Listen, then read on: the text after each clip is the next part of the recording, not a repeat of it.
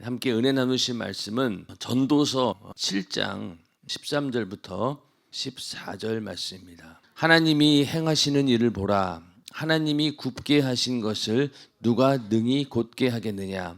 형통한 날에는 기뻐하고 곤고한 날에는 생각하라. 하나님이 이 두 가지를 병행하게 하사 사람으로 그 장래 일을 능히 헤아려 알지 못하게 하셨느니라. 아멘. 네, 오늘은 전도서 7장 13절부터 14절 말씀을 중심으로 광야에서 만나는 하나님이라는 제목으로 함께 은혜를 나누고자 합니다. 우리 인생이라고 하는 것이 오늘 말씀처럼 장래 일을 능히 헤아려 알지 못한다. 장래 일을 우리는 전혀 예측할 수가 없습니다.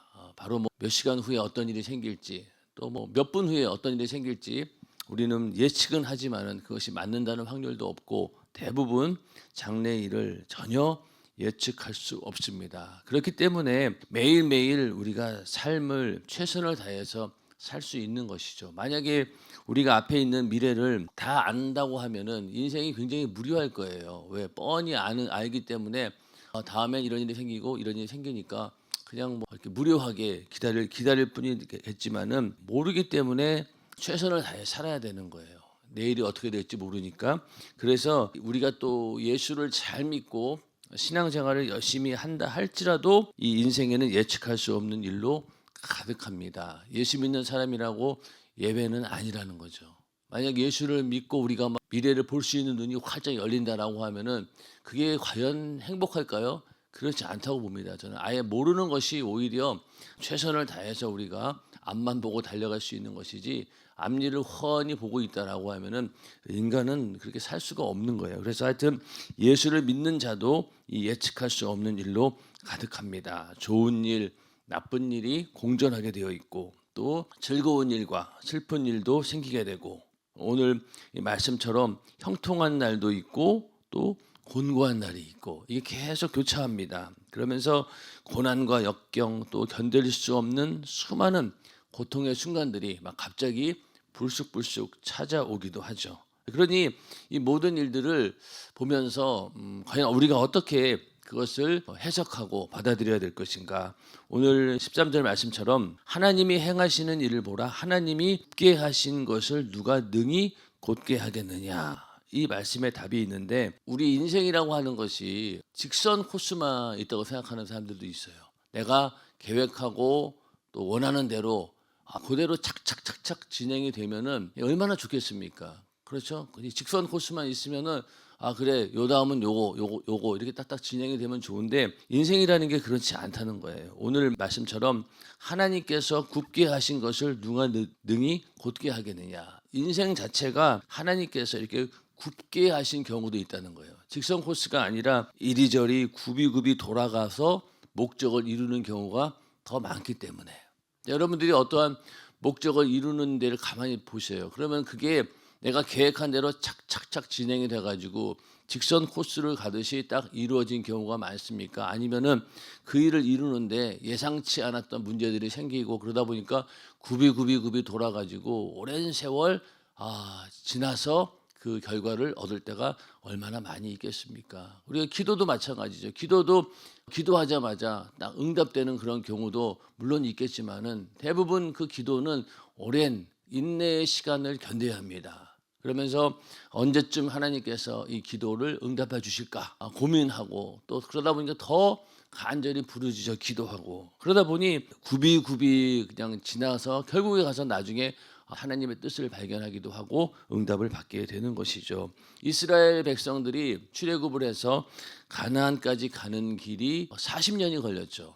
40년의 광야 생활을 거치게 됩니다. 사실 그냥 직선 코스로 갔으면은 일주일 정도 충분히 간 그 길이었어요. 그런데 40년 동안, 그것도 광야에서 한두 명도 아니고 200만 명 이상이 이렇게 때로 몰려다니면서 40년 동안 광야에서 생활을 했다라고 하는 것은 그 의미가 무엇입니까? 하나님께서도 40년 동안 너로 광야의 길을 가게 한 것을 잊지 말라, 이렇게 말씀하면서 결국에 가서 너희가 하나님 말씀대로 살아야 된다.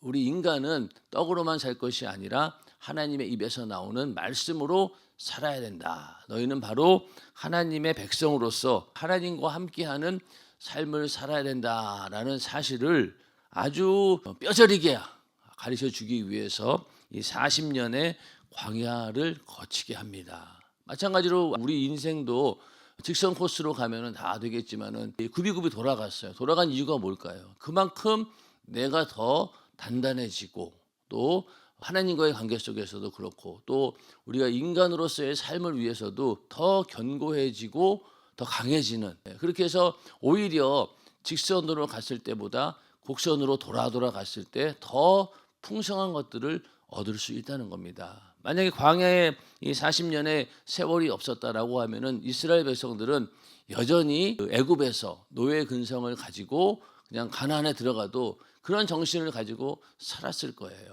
하나님에 대한 인식이 또 경험이 얼마나 있겠냐고, 거의 없죠. 그런데 40년 동안 경험한 것이 하나님께서 구름 기둥 불 기둥으로 또 먹을 것이 없을 때는 하늘에서 만나를 내려주시고 또 반석을 치면 물이 막 나오고 하나님의 놀라운 이적과 능력을 체험하면서 정말로 하나님이 우리와 함께 하시구나라는 그런 확실한 믿음을 가지고 가나안 땅에 들어갔기 때문에 그나마 이스라엘 백성들이 가나안을 정복할 수 있었지, 만약에 일주일 만에 갔다라고 하면 절대로 그렇게 하나님을 의지하지도 않았을 것이고 또 가나안을 정복하라고 하는 하나님의 그 명령을 이룰 수도 없었을 겁니다. 그렇기 때문에 우리도 이 땅을 살면서 이렇게 굽이굽이 돌아가는 그런 길들이 있는데, 그럴 때마다 오늘 말씀처럼 형통한 날에는 기뻐하고 곤고한 날에는 너희가 생각하라, 이거를 잘 기억하라는 거예요. 그래서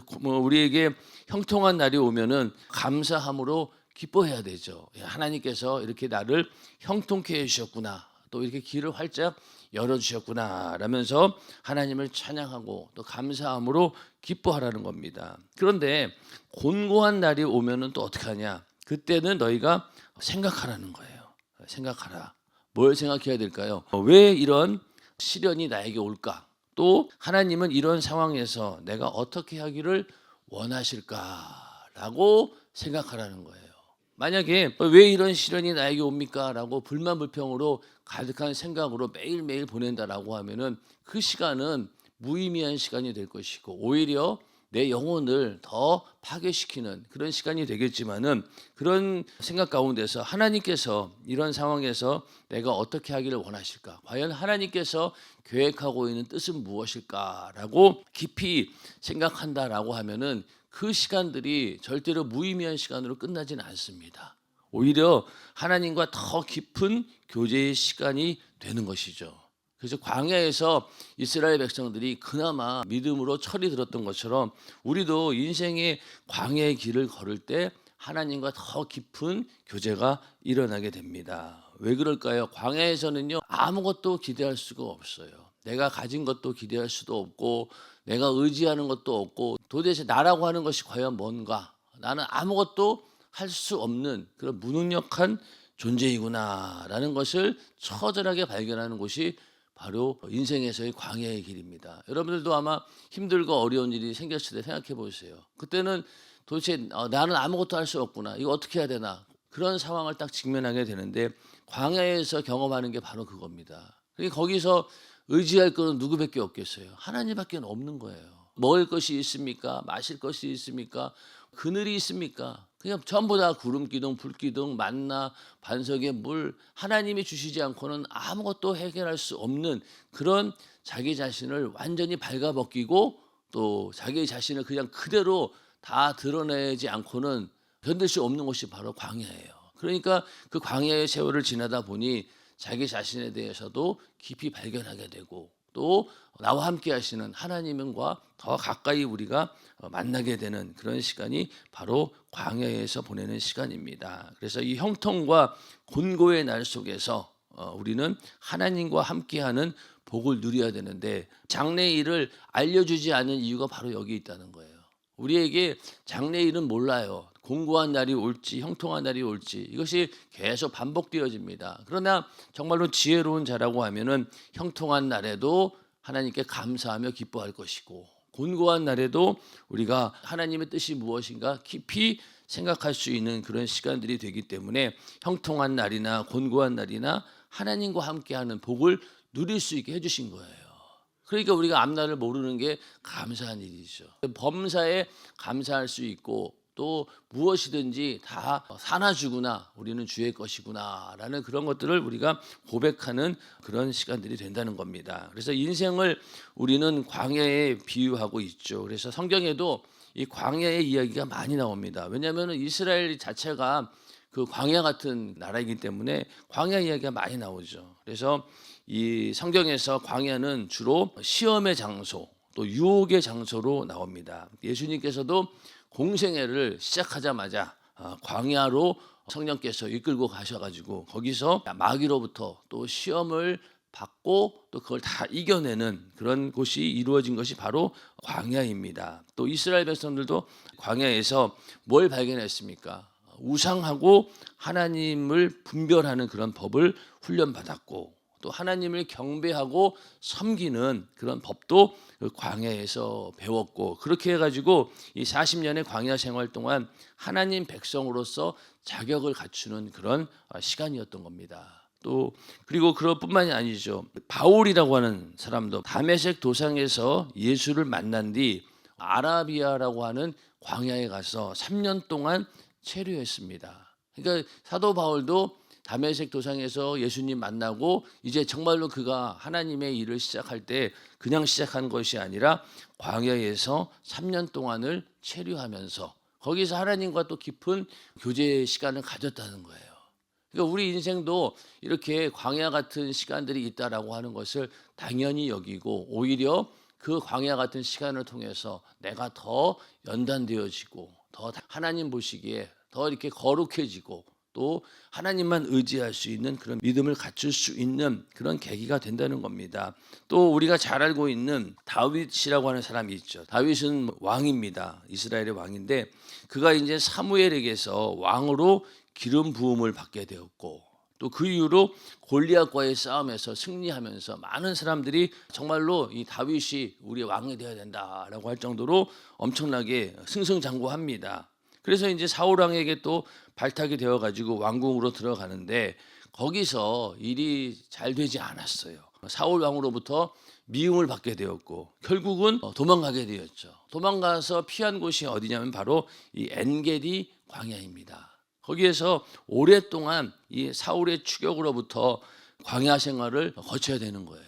그러니 그 기간 동안 얼마나 많은 고난이 있었겠습니까? 자기를 죽이려고 하는 사울 왕은 계속 쫓아오고 도망갈 곳은 별로 없고 광야에서 도망갈 곳이 어디 있겠습니까? 그러니까 계속 거기서 가슴을 졸이며 언제 내 목숨이 끊어질지 모르는 그런 상황 가운데서 계속 도망자의 생활을 했던 것입니다. 그러다가 그 모든 광야 생활을 마친 후에야 비로소 진정한 왕으로서 세워지게 되는 거죠. 그러니까 이 광야는 이 다윗으로 하여금 이스라엘 왕으로 만들기 위한 하나님의 훈련 과정이었던 겁니다. 만약에 다윗에게 그러한 광야의 시간이 없었다라고 하면은 그가 나중에 이스라엘을 통일 왕국을 이끌어가는 왕으로서 역할을 하지 못했을 거예요. 그런데 광야 생활 동안에 정말로 많은 경험들을 하게 되는데 그 가운데서 가장 먼저는 이 거룩함에 대한 것을 확실히 깨닫게 됩니다. 자, 사울 왕의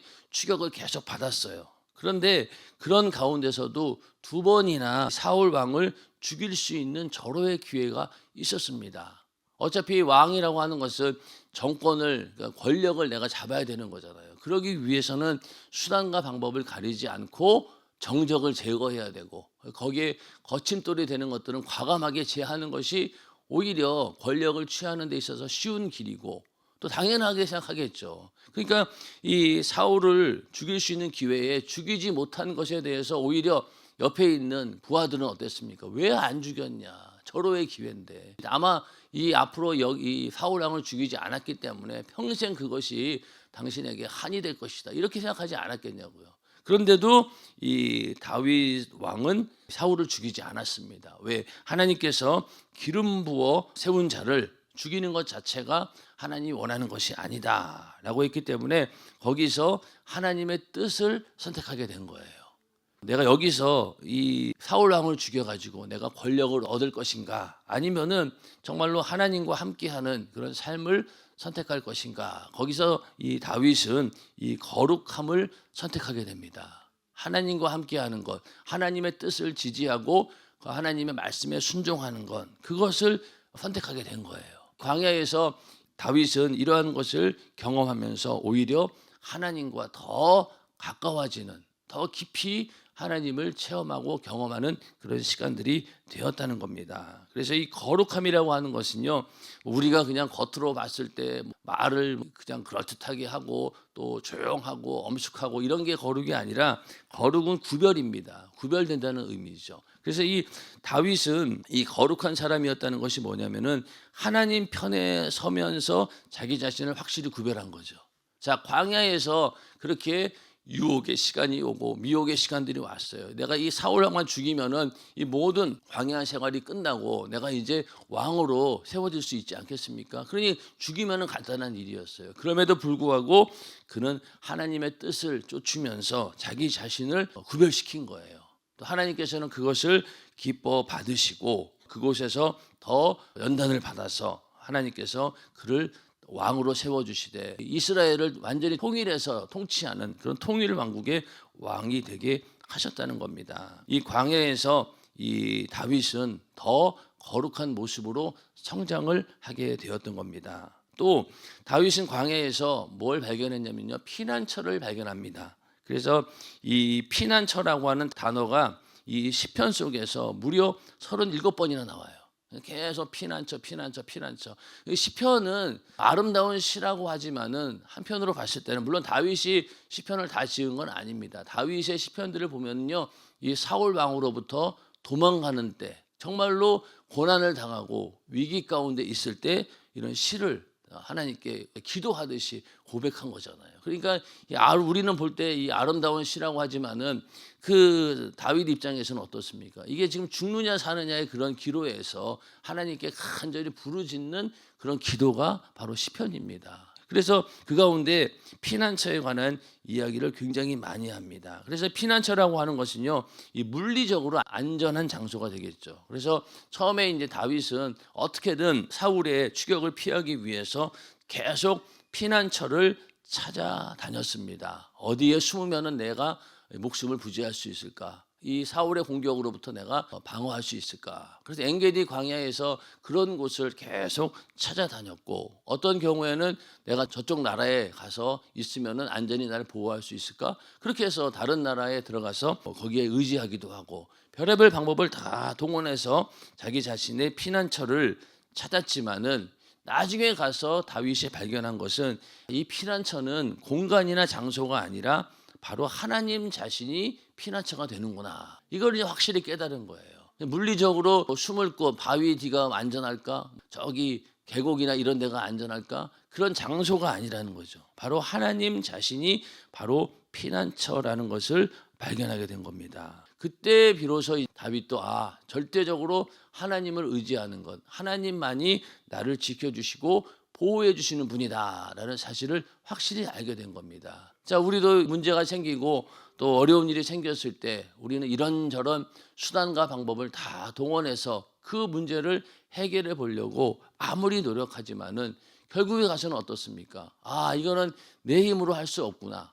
이 세상의 어떤 수단 방법으로도 불가능한 일이구나. 그러면 결국은 뭐냐? 하나님만이 이 문제를 해결할 수 있다라는 거기까지 갔을 때 비로소 우리가 더 절실히 기도하게 되고, 그 기도가 응답되었을 때 우리는 그 고난에서 벗어날 수도 있고, 또 어떤 경우에는 고난을 능히 통과할 수 있는 그런 능력도 우리에게 주신다는 겁니다. 그래서 이 광야에서 우리는 어떠한 것을 얻느냐, 이게 굉장히 중요한 겁니다. 근데 생각해 보세요. 이 사울도 똑같이 그 광야에 있었어요. 다윗만 있었던 게 아닙니다. 그 다윗을 쫓아다니느라고 사울도 광야에서 보낸 시간들이 많아요. 그런데 이 사울은 어떻습니까? 오직 생각이 뭐만 있었어요. 다윗을 쫓아가서 죽이려는 그 생각으로만 가득했던 거예요. 똑같은 광야에서 있었지만은 이 사울은 그냥 자기의 욕심, 또 자기가 원하는 것 그것만을 위해서 막 쫓아다녔던 겁니다. 그랬더니 어떻게 됩니까? 더 조급해지고 더 비인간적인 그런 모습으로 자꾸만 변화되어 갔죠. 사울은. 그러나 다윗은 어떻습니까? 똑같은 광야에 있었지만 오히려 그는 거룩함을 알게 되었고 더 하나님께 가까이 가게 되었고 하나님만이 나의 피난처다라는 그런 믿음을 갖게 되었는데 이 사울이라고 하는 사람은 반대가 된 거예요. 결국 하나님께 버림받는 그런 비참한 신세로 전락되고 맙니다. 자, 오늘날도 똑같아요. 우리가 이 광야 같은 인생을 살면서 어떤 사람은 다윗처럼 하나님을 뜨겁게 발견하고 더 하나님과의 관계가 깊어지는 사람이 있다라고 하면은 반대로 이 광야의 시간들을 인식하지 못하고 그냥 원망과 불만 불평으로 끝내고 그러다가 결국 시간 다 보내고 나서 오히려 나중에 가서는 더 영적으로 피폐해지는 그런 경우들도 우리에게 있다는 겁니다. 그렇기 때문에 오늘 말씀처럼 우리가 형통한 날이나 곤고한 날이나 그런 상황 가운데서 우리는 그 상황에 흔들릴 게 아니라는 거죠. 바로 그 상황과 함께하고 있는 하나님과의 만남이 이루어지고 또 하나님과의 관계가 더 견고해질 때 그럴 때 모든 시간들이 다 우리에게 영적인 유익이 되는 것입니다. 그래서 지금 내가 걷고 있는 길이 광야일 수도 있고요. 또 광야의 길 가운데서도 가장 고통스러운 순간일 수도 있겠죠. 또 앞으로도 이거보다도 더 큰 고통이 오지 않으리라는 법은 없어요. 그렇지 않습니까? 이게 정말 내 인생의 최고의 고난이야. 그런데 또 나중에 세월 지나가 보면 그거보다도 더 큰 고난이 또 올 수 있어요. 그건 예측할 수가 없는 거예요. 그런데 분명한 것은 오늘 말씀 따라 우리가 그런 날들을 어떻게 내가 영적인 유익으로 바꿀 수 있느냐 그런 믿음이 우리에게 있느냐라고 하는 것이 제일로 중요하다는 겁니다. 그러니 육신의 세월들을 전부 다 우리가 알뜰하게 영혼의 때를 위해 사용한다라고 하는 말이 물론 우리가 매일매일 우리에게 주어진 시간들을 기도하고 전도하고 충성하고 주를 위해서 사용하라는 말도 있겠지만은 인생 전체에 곤고한 날이나 형통한 날이나 그 모든 날들을 하나님께서 나에게 유익을 주시는 시간이다라는 그런 믿음을 가지고 활용한다라고 하면은 우리의 모든 이 세월들이 하나도 빠지지 않고 하나님께 올려드릴 수 있는 그런 정말로 거룩한 산 제사가 될 수 있다는 겁니다. 그런데 다윗처럼 그 안에서 우리가 거룩함을 연습하게 되고 또 피난처이신 하나님을 발견하게 되고 그렇게 해서 우리가 영적으로 성장하게 되는 그래서 이런 것들을 하나님은 원하신다는 거예요. 그래서 이 다윗은 그 광야 가운데서 하나님을 발견하게 된 거 이것이 정말로 가장 큰 은혜였다는 거예요. 그래서 시편 57편을 보면요. 다윗이 사울을 피하여 굴에 있던 때에 지은 시편입니다. 57편이. 자, 그러면은 여기 1절에 보면은 하나님이여 나를 긍휼히 여기시고 나를 긍휼히 여기소서 내 영혼이 주께로 피하되 주의 날개 그늘 아래서 이 재앙이 지나기까지 피하리이다. 이렇게 처음에는 내가 처한 이 환경 여기에서 벗어나게 해달라고 이 위기의 상황에서 벗어나게 해달라고 간절히 하나님께 도움을 요청합니다. 자, 그런데 저기 후반부에 가서 7절부터 한번 보세요. 7절부터 우리가 잘 아는 내용 찬양에도 이렇게 있죠. 하나님이여 내 마음이 확정되었고 내 마음이 확정되었사오니 내가 노래하고 내가 찬송하리이다. 그러면서 내 영광아 깰지어다 비파야 수구마 깰지어다 내가 새벽을 깨우리로다. 내가 만민 중에서 주께 감사하오며 열방 중에서 주를 찬송하리이다. 대저 주의 인자는 커서 하늘에 미치고 주의 진리는 궁창에 이르나이다.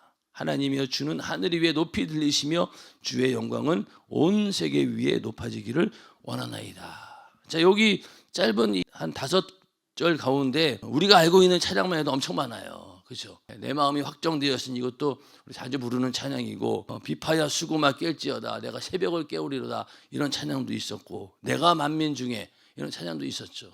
이게 바로 이 다윗이 그 사울의 칼날을 피해서 굴에 있으면서 부른 찬양이에요. 처음에는 내가 처한 이 위기 상황에서 벗어나기 위해서 간절히 기도했지만은 나중 가서는 이렇게 하나님의 경이로움을 만나게 되는 거예요. 그러니까 이게 스케일이 엄청 넓어진 거죠.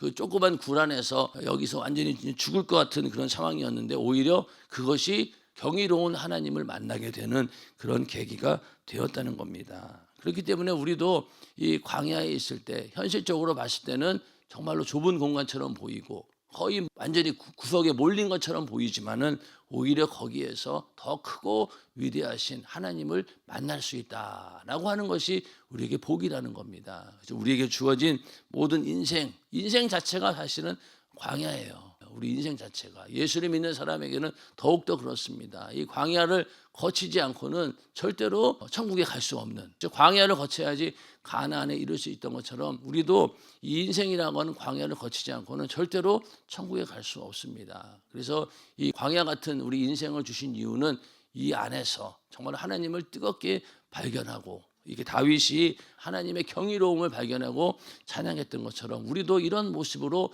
하나님께서 변화되고 또 성장하기를 원하신다는 겁니다. 그러나 아까 말씀드린 것처럼 사울 같은 사람은 똑같은 광야에 있으면서도 전혀 다른 결과를 가져왔던 거예요. 오늘날 우리도 마찬가지입니다. 인생의 고난 가운데서 어떻게 하나님과의 관계를 만들어 가느냐에 따라서 완전히 달라질 수 있다는 거예요. 우리는 어떤 길을 선택해야 될지 우리가 오늘 하나님 말씀을 통해서 형통한 날이나 곤고한 날이나 다 하나님과 함께하는 우리 내 영혼의 때에 유익이 되는 그런 날로 다 만드시기를 주님의 이름으로 축원합니다. 이 시간 기도하겠습니다.